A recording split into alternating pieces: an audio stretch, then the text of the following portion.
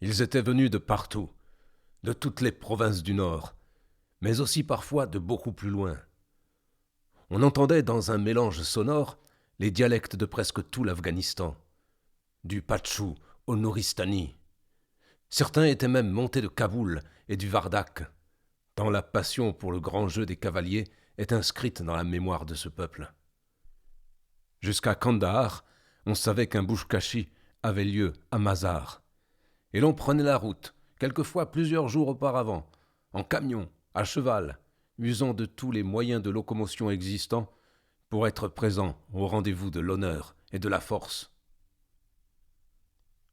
À l'origine du temps, le jeu n'était pas limité à un espace clos, et les grandes steppes, les plaines et les montagnes parfois servaient de cadre au jeu du cercle de justice. J'avais déjà assisté à un bouchkashi, mais les règles m'en demeuraient obscures.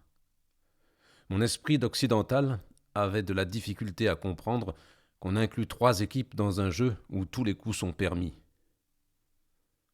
L'Europe et sa culture m'avaient habitué aux échanges entre 2 adversaires, avec tout ce que cela a d'artificiel. En descendant le long du terrain à la recherche de Blanche, je pensais qu'en fait, il est très rare qu'on ait à lutter contre un seul ennemi. Le visage de ce qui s'oppose à l'homme est toujours multiple et sauvage. Il n'est pas de guerre calme, pas plus qu'il n'est de victoire sereine. La violence est partout. Le bouchkashi atteste d'une réalité qui dépasse le simple jeu. Je songeais, avec amusement, à toutes les sottises et les absurdités que j'avais entendues dire sur ce pays avant d'y venir. Moyen-Âge, barbarie, pauvreté, tout cela avait été démenti au fil des jours, des heures, des rencontres. Je me demandais comment certains hommes peuvent voyager en tenant les habitants des pays qu'ils traversent pour des êtres inférieurs, ou encore pour des spécimens d'humanité depuis longtemps dépassés par l'évolution de l'espèce. Décidément, l'Occident qui me tentait il y a quelques jours encore ne me manquait plus du tout. J'étais prêt à renoncer à tout pour approcher davantage de la vie que je percevais dans les mœurs et les coutumes de ce peuple. Celui-là, ou n'importe quel autre, pourvu qu'il y ait encore des hommes debout. La conversation avec mon ami me revenait en mémoire, voilée par l'ivresse. Il avait raison, mais mon renoncement devant ses arguments n'était pas tout à fait complet. Ce qui m'était apparu évident tout à l'heure l'était déjà beaucoup moins maintenant. Maintenant que je me retrouvais dans le chatoiement des couleurs, au milieu de ces voix rauques, où l'on sentait poindre l'excitation de l'âme, parmi le roulement des sabots qu'on entendait au bout du terrain. Moi qui avais toujours eu peur des mouvements de foule, je me sentais tout à fait libre ici, comme s'il n'y avait aucun danger, comme s'il n'y avait rien à redouter de tels hommes. J'étais conscient de tout ce que mon attitude avait d'irrationnel et de toutes les injustices qu'elle recouvrait. Bien sûr, je voyais ce que je voulais voir et j'oubliais le reste, car il y avait certainement des zones d'ombre dans cette colonie humaine qui m'attiraient tant. Mais rien ne me gênait outre mesure. Rasoul dit qu'il n'y a pas de justice humaine. La justice appartient à Dieu. Pourtant, il faut bien que les hommes la pratiquent, la rendent, jusqu'à la faire exister dans un monde d'où elle est absente. Il s'agit là sans doute d'une volonté divine, demander à l'homme d'accomplir ce que Dieu n'est pas parvenu à instaurer sur la terre. C'est peut-être cela, le grand jeu.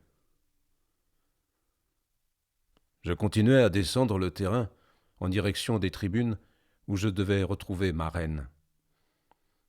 L'alcool absorbé tout à l'heure engourdissait encore mon esprit, et je me demandais si je marchais tout à fait droit. Les idées me venaient en désordre, et je ne me sentais pas en état de faire un quelconque effort pour les organiser.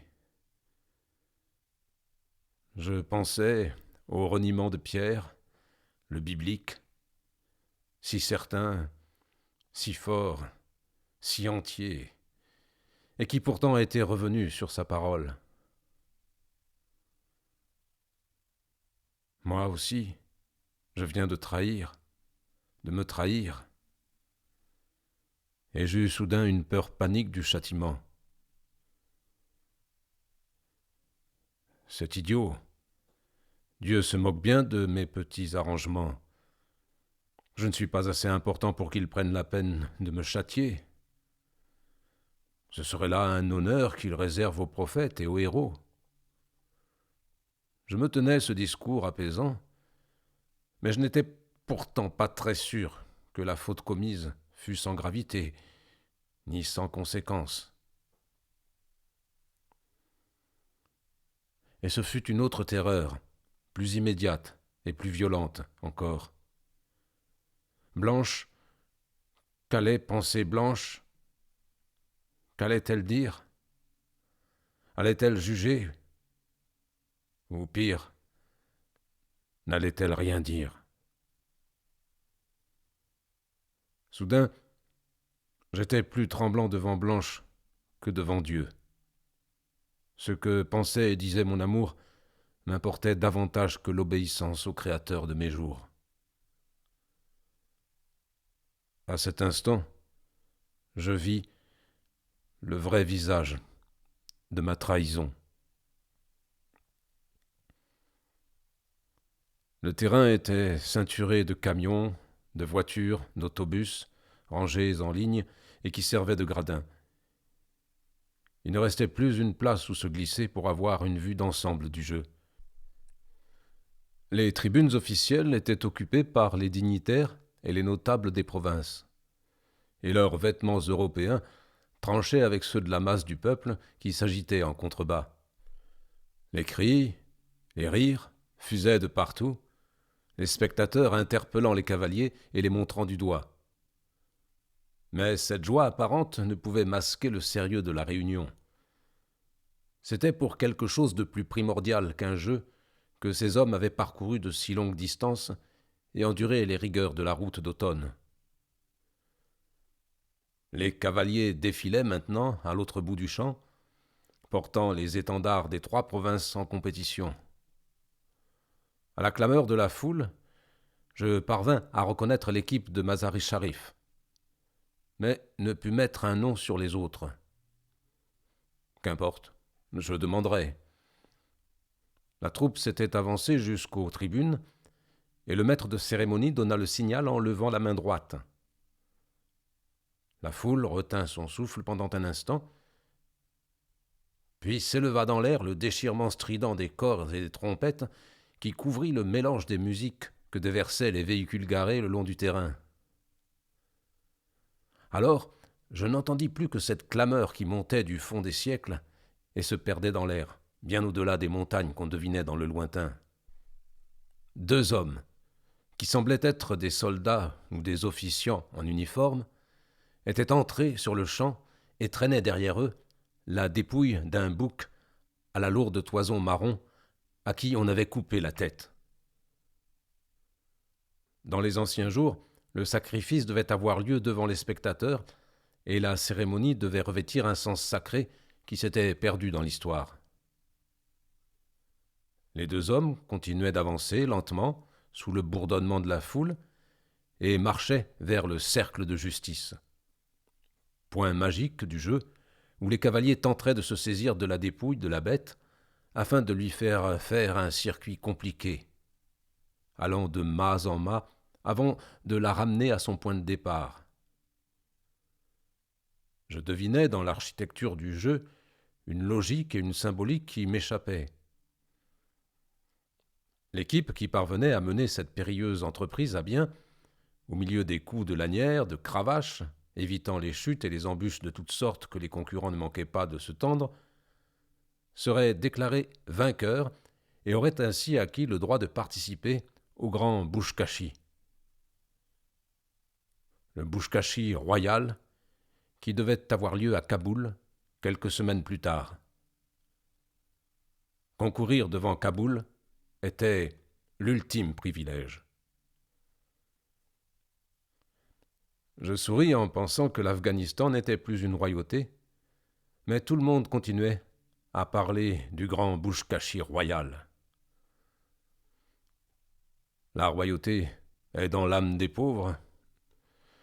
Ce sont eux qui la créent, l'instaurent, la subissent aussi parfois. Mais c'est bien l'émanation de leur être profond, et nul n'y peut rien.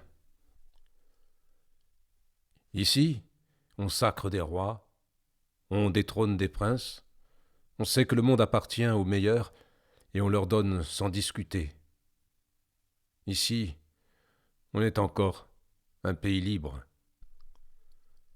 Un nouveau cri s'éleva de la foule qui suivait les cavaliers disposés en rond autour du cercle de justice. Sur un autre signal, ce fut la ruée. Les corps des hommes et des chevaux s'entremêlaient en une furie de couleurs et de hurlements. Tels des guerriers, les concurrents fonçaient dans la poussière, chacun avec sa force et armé de sa cravache et de son cri. Le public soutenait maintenant un homme de Mazar qui s'était emparé du bouc et qui descendait la longueur du terrain pour le mener au premier mât. À demi caché par le corps de son cheval noir, agrippé à sa selle d'une seule main et résistant aux coups que lui donnaient ses adversaires. Il était presque parvenu à son terme lorsque la dépouille lui échappa et fut reprise par un autre. La clameur de la foule qui l'avait accompagné retomba, et je me désintéressai du jeu, car je venais d'apercevoir Blanche qui me cherchait près des tribunes. Elle regardait nerveusement à droite et à gauche, bousculée par ses voisins qui l'ignoraient ou lui jetaient des airs de reproche, car le spectacle du Bouchkachi était réservé aux hommes. Je lui fis signe de loin et m'avançai vers elle. Lorsque je fus à 3 pas, elle se précipita vers moi, se colla à moi en me prenant dans ses bras. Blanche ne m'avait pas habitué à ce genre de manifestation, surtout en public, dans un pays où la morale islamique est stricte. « Que se passe-t-il, princesse ?» Elle ne prononça pas un mot, mais se serra davantage contre moi dans une étreinte où je crus lire de la souffrance. « Parle, dis-moi ce qui arrive. »« Ce n'est rien, répondit-elle, ça va maintenant. J'ai eu très peur de te perdre, de tout perdre. »